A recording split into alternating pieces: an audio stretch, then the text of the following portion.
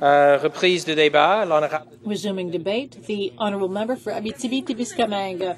Thank you very much, Mr. Speaker. I would like to start by saying that I gave a speech on second reading on this bill, and at the time I clearly expressed my concerns with regard to what was missing in the bill. Now, after the committee has studied the bill, we see what the results are. We thought we would give the Conservatives a chance to see whether they were open to improving the bill on the RCMP. We're talking about transparency and the accountability of the RCMP. We're talking about sexual harassment. We're not talking about a bill to change the color of the napkins. This is serious. We're talking about the RCMP. So I expected open-mindedness on the part of the Conservatives and a willingness to go forward. However, what we've seen is that there were 23 Conservative amendments proposed, and most of these were to correct the grammar of the French version. Now, isn't that a little amateurish, coming from the fact that a minister of the Crown presents a bill and then presents many amendments to correct the grammar of the French version? Now, this isn't normal. If this was a private member's bill, and if a private member quickly had to introduce a bill because his name had come up in a draw, that's one thing. But this is a minister of the Crown who has resources from his department and from others. It seems that they cannot even present a bill which was polished off grammatically. This gives us an idea about how this bill was truly botched, and it's not very impressive. Now, as for the amendments presented by the RCMP, they dealt mainly with the issue of sexual harassment. However, the bill only mentions harassment once in its entirety, when we know that this is an issue that was brought up many times. Female RCMP officers came out and said they had been victims of harassment. This was a major problem. If we want our institutions to function, we have to make sure that there are tangible measures to fight against sexual harassment. We can't imagine that it'll disappear as if by magic. When I was in the military, as a young recruit, I received training on sexual harassment. And we received this kind of training on a regular basis. Every year, in fact, I can't remember how many sessions of training I received, but we received many of these. And the military takes this issue very seriously because a lot of women at the time came forward. And therefore, and of course, all the measures taken did not completely stamp out the problem. However, having spoken with women who served in the military in the 70s and the 80s and who are now veterans with the military, and in light of the training I received, I can tell you, yes, the training did make a difference.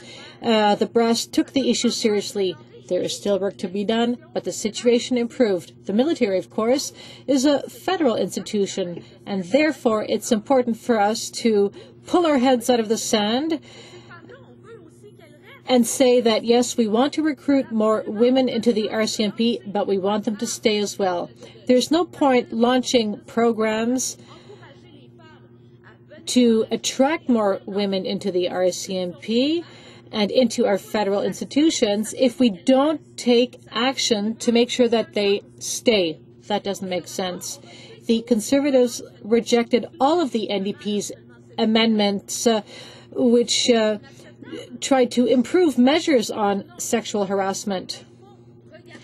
I don't think they even really looked at our amendments.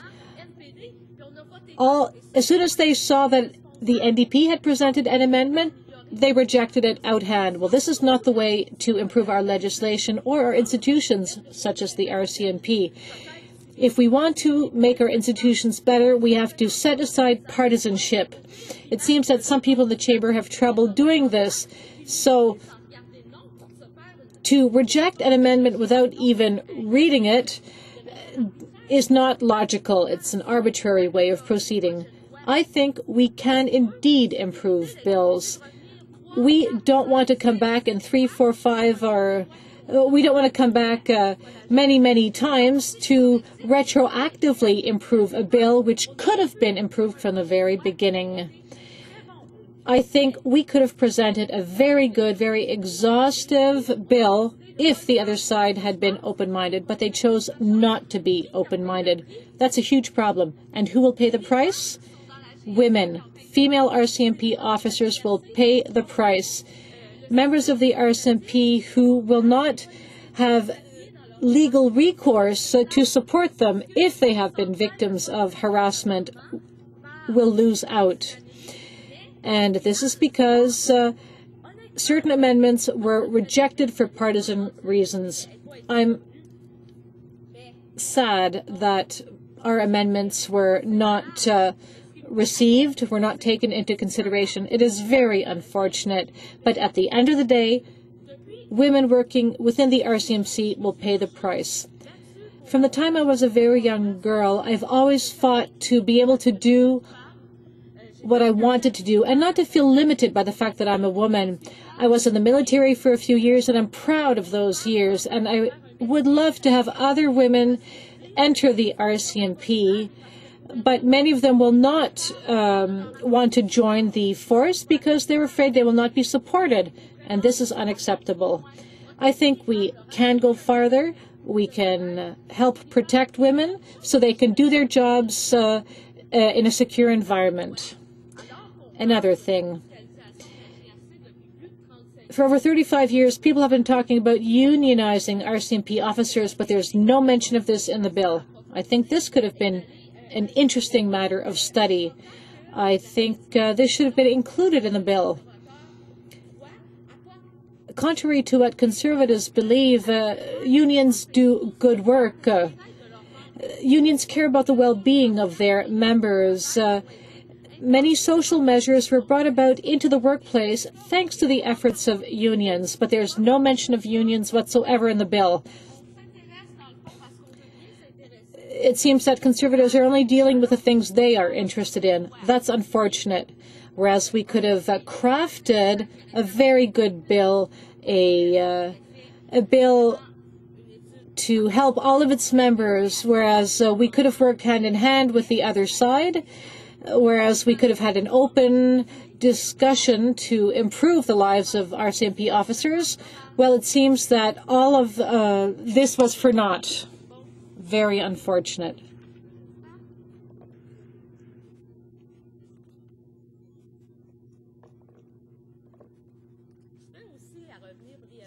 I would also like to briefly come back to the problem regarding the RCMP investigating itself. Now, the provision to this effect certainly could have been improved. Recently, women have come forward and said that their complaints were not taken seriously by the RCMP. Well, that's serious. The RCMP has to look after the problems within the organization. Unfortunately, usually when an organization investigates itself, the results are less than satisfying.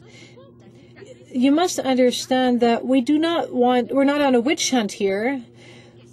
When we want to find out the truth, when we want to find out what the problems were, well, we don't want to point fingers at people. The point of an investigation, which would happen if processes have not been respected, the point of an investigation is to discover why a problem occurred and how to fix it.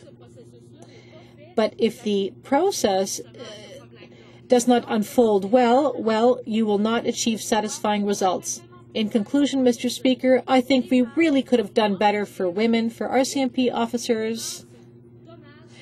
But unfortunately, we've been faced by the government's attitude when we study bills. So for a bill as important as this one, whose ultimate purpose is to improve the organization, should have been treated better. We could have done better, but unfortunately the opportunity passed us by. This is very unfortunate.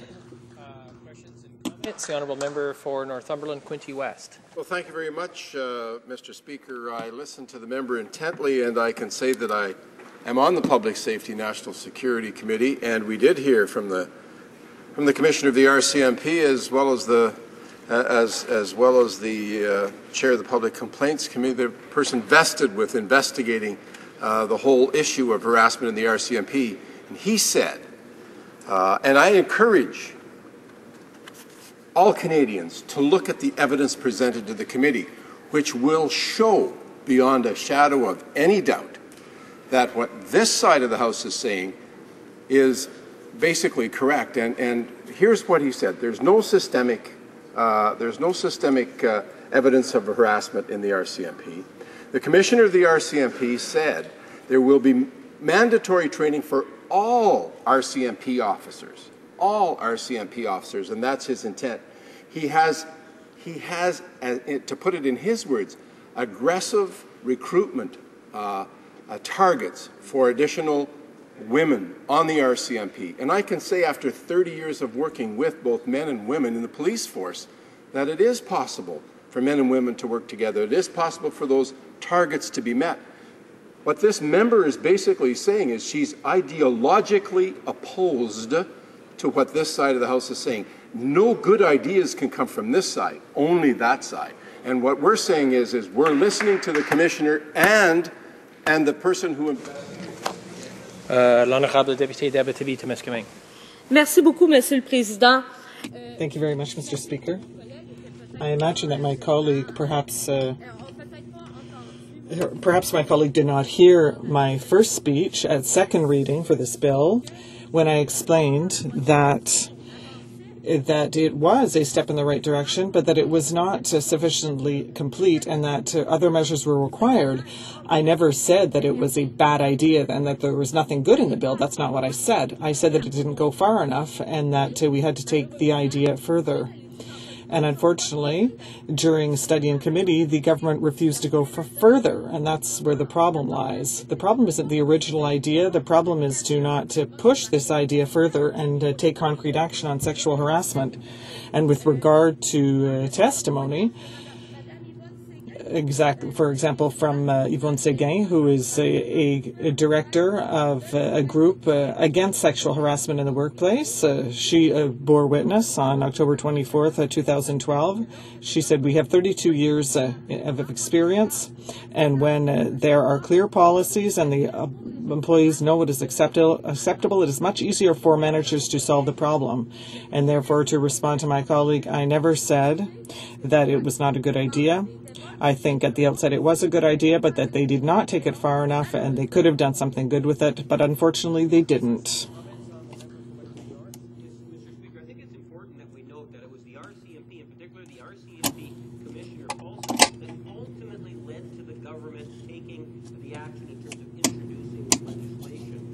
I would not give credit to the government for taking the action without being prodded by our RCMP, in particular the Commissioner, and the open letter that he brought forward to all Canadians. And in essence, Mr. Speaker, if I can quote one of his interviews in CBC, and this is back in May of 2012, the RCMP's disciplinary process is so bureaucratic and out of date that bad apples end up staying on the force long after they should have been thrown out. RCMP Commissioner Bob Paulson said in a remarkably frank, open letter to Canadians on that particular Monday, Mr. Speaker. My question to the member is, given the very nature of the legislation does allow for some additional authority for the Commissioner, is it better that we pass the legislation that at least enables that Commissioner to have some of that power? This is something in which the Commissioner himself has been asking for, and then look at making changes into the future as opposed to trying to kill the legislation outright. We all recognize that there's many shortcomings in this legislation, that it could have done more for sexual harassment and so forth. But would she agree that this is better than absolutely nothing? According to the Commissioner, one might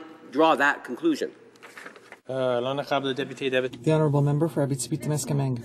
Thank you very much, Mr. Speaker. First, I would like to point out that I do not want to make any presumptions with regard to the government's intent. So, yes, obviously what happened publicly perhaps forced the government to act earlier than it might have, but I have no proof of that, so I'm going to give them the benefit of the doubt and say that they acted on good faith and that they truly wanted to improve the RCMP. And so that is why I don't understand why they didn't want to take the bill further. And when we talk about a bill, how can I put this? I can't just say, well, it's better than nothing. That's not a logical way. That's not a logical way of governing. They can't just say, well, we're going to adopt a bill because it's better than nothing. That's complete nonsense. We have to target excellence. We need to do something and make a bill that we won't have to come back to and just adopt something that's better than nothing. That's not how I want to act as a member of Parliament. I want excellent bills that go far enough, that are relevant, and that will allow us to not have to come back to them 3, 4, 5, 6, 7, and 8 times afterwards. So no, I don't find it satisfactory at all. I'm pleased to debate.